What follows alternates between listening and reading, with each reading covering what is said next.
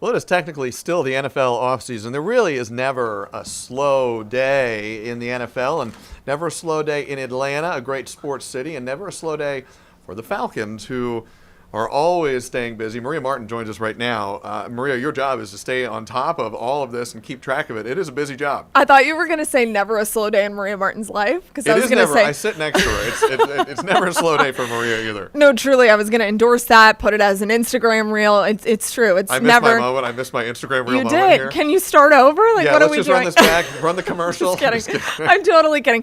No, you're right, though, Zach. You know, NFL offseason doesn't really exist. It's never been that way. But I think the good news is Falcons fans can now hear from one of their new quarterbacks. We'll get to maybe another new face that's now entered the chat as of today. But Tua Tagovailoa talking to us for the very first time from his off-season home in the Bahamas. So he's spending time there, getting ready for the upcoming season. One really striking thing about the conversation with Tua this morning was that it is a breath of fresh air for him. He does feel very excited, and you could just tell, because anytime we brought up, hey, what do you think about this offense? What do you think about Atlanta? There is an overall sense of newness for Tua. He's very excited to turn the page from what happened in Miami, which he didn't really go too much in. We can talk all about that, and just kind of go into a new chapter for Tua that will look hopefully very good for him.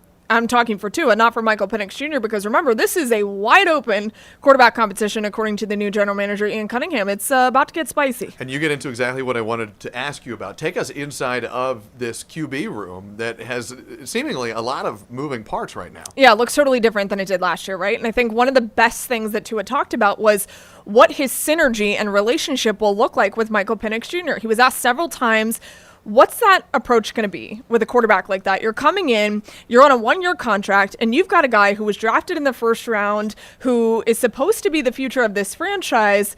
What's that going to look like for you? And he said anywhere is a competition in the NFL. He understands, and Tua's no stranger to competition. Look what happened to him in Alabama. He was a part of perhaps the best quarterback room in the history of college football. You had Tua Tagovailoa, you had Jalen Hurts, and you had Mac Jones. And all of them are competing with one another. And that's a very loaded quarterback room. He is not a stranger to this. He's been through it before. He knows how to handle that well. He said that he wants to get better by helping Michael and vice versa. He wants them to learn from each other while also competing. So I think it's important that he address that. He has a really good relationship, actually, with parts of the Michael Penix Jr. family. And so I think it is really important to remember that it is a competition always in the NFL. He's very cognizant of that, and you don't really sign up to do this job unless you want to compete. You talk about that legendary Alabama QB room. Yeah. So much of making that competition work for the rest of the team is good coaching and being able to channel that energy that can come out of that really fierce competition. The Falcons are in a somewhat different position than Alabama was under Nick Saban. Yeah. They've had a lot of coaching changes. How much pressure or opportunity, depending on how you see it, is on the coaching staff for the Falcons to make sure that this competition is a productive one for the whole team? I think it's opportunity because this team looks completely different than it did last year, and especially for Tua Tagovailoa. He already mentioned that he has talked to both Tommy Rees, who's the new offensive coordinator for the Falcons, and new head coach Kevin Stefanski about what this offense will look like for them. He's already gotten on the phone with them. He's very excited about what they're pitching, and he said it will look different than how they ran things down in Miami, which is exactly what Tua is looking for. He said he was never going to go to a team where he was outright named the starter because that's not really how it works in the NFL either. He's excited about that aspect of it, excited about the fact that what he says, the offense will be intentional, meaning there will be a reason for everything. He took that away from many of his conversations with Tommy Rees and Kevin Stefanski, and that's very intriguing to Tua. And look, I've said it before, I'll say it again. I think that he enters probably the best pieces on offense that he's had in his career in the NFL so far. So if you're Tua, you're certainly excited about that. And I know Falcons coaches, what an opportunity that is to have a veteran QB on a one-year deal who feels the fire to his feet. When you've got a one-year contract and you want to start in the NFL, got to make the most of your opportunity. And then right behind you, a very talented quarterback who we hope gets healthy and ramps up that competition, Michael Penix Jr. So I see it as opportunity. We're talking about two quarterbacks in the room right now. Is it going to stay that way, or are the Falcons potentially looking at bringing somebody else in as well to round out that room? Great question. I was on the stream, so basically I've been here all day. I was on the stream this morning. Welcome back. Thank we you. love having you here. No, but I was on the stream this morning, Zach, and I said I don't think that the Falcons are going to keep two quarterbacks for very long, meaning you got to add somebody else, especially as we get closer to OTAs. And it seems like they've done that. According to a bunch of different reports, Trevor Siemian is now going to enter that quarterback room. So this is very interesting. He's a former 7th-round pick. He was with the Tennessee Titans last year, did not play any games then. The last meaningful starts that Trevor has under his belt was back in 2023 with the New York Jets. He's kind of a journeyman in the NFL, but those guys are very valuable to your roster because you have a lot of experience in a lot of different places. And it's funny, we were joking around in the sports pod is what we'll call it. The sports pod. I live adjacent to the sports You pod. do? I'm sports pod adjacent where my desk is. We're so much fun. Hang out with us. You're sports pod adjacent in the stream pod here, so this is great. Yeah, it's awesome. But no, we were joking about the fact that, Trevor Siemian's coming in to be this third-string quarterback. And I said, well, everybody, let's remember the two quarterbacks in front of him don't really have the best health record. They can't stay healthy all of the time. Although Tua was healthy last year, he just didn't play all that great. So, and, he mentioned that too, Zach, that is not up to his standard and that he looks to be something entirely different here in Atlanta. And hopefully that's true. He made a Pro Bowl in 2023. He led the league in passing yards. I mean, he can get there. It's just, it wasn't working out in Miami. Career high 15 interceptions. Trevor Siemian comes in and he doesn't necessarily bring immediate competition to those two guys, but what he brings is a plethora of knowledge and experience. And I think that depth is always critical in the QB room. And you get to that. I mean, a little bit of backstopping too. It is the most important position on the field.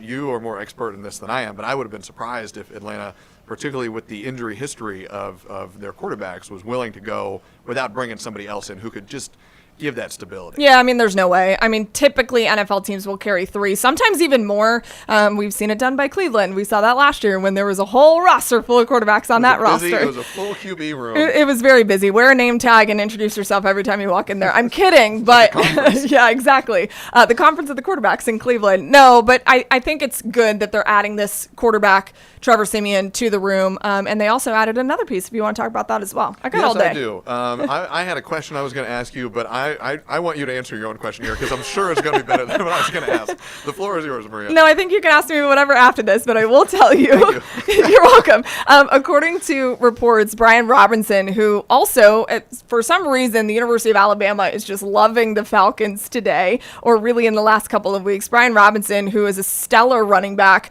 with the departure of Tyler Algier from the Falcons, you needed somebody who could get you production. I think B-Rob is exactly that. I am so fired up about this potential signing, and a lot of people are going to look to his last year in San Francisco and say, well, it wasn't productive. What was that? They didn't need him. They have a guy named Christian McCaffrey. And so you think that way with Bijan Robinson as well. Look, I already did it. Brian and Bijan Robinson. There's 2 of them, by the way. B-Rob, it's going to be crazy. But you look at Bijan Robinson and you think he's one of, if not the best running backs in the entire NFL right now. What is Brian going to offer?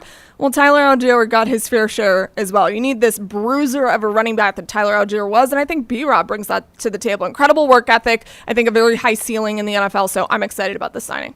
I think a question some Falcons fans may be wondering, and for some time now as the news of Tua's imminent arrival sort of started to percolate out there, is which version of Tua is Atlanta going to get? He has, and you've described this so well, he has had these moments of incredible highs on the biggest stages in the NFL and in college. And he's had struggles. He's had struggles with his performance on the field. Mm-hmm. He's had a lot of injury struggles. Falcons fans have had their hearts broken before, and they've gotten excited about things before. Yeah. Has Tua spoken at all about his history and about kind of where his head and his body are at as he makes this move? Yeah, I mean, well, one thing, when you talk about history and him being in college, he made perhaps the best throw of his entire career in Mercedes-Benz Stadium. And that's why I asked him today, what is it like being a part of Mercedes-Benz Stadium and coming back to Atlanta? He's excited. He said he has a lot of great memories here. And what version of Tua are we going to get? Hopefully a healthy one, because what I believe is a healthy Tua is one of the best quarterbacks in the NFL. And a lot of people are going to say, Maria, you're literally insane. I've covered Tua now for the better half of a decade, and I've seen what he can accomplish in college and even glimpses of it in the NFL. The problem is, there were so many disjointed things in Miami that never aligned for Tua or the organization, and they really faltered off at the end. And it kind of created this just hurricane, lack of a better term because you're in South Florida, but this South Florida term there. Exactly. This hurricane of an effect for Tua and the organization, it was never going to work. And so I think for a lot of athletes, a change of scenery and a breath of fresh air can do you so well. And I think for Tua, who thrives under competition and being told that he can't compete and he can't win the job, you're going to get a very competitive Tua and one that I think will be very successful if, of course, he can stay healthy. So those are the stakes, and this offseason is not going to last too long. We're going to be back in NFL regular season before you know it. Yeah, OTAs are around the corner. The guys get back in the building in April, so here we go. You're going to blink, and then it is game on. Maria Martin, always game on in the sports department. Maria, thank you. There you go, Zach. There's my plug. Put that in the Instagram reel.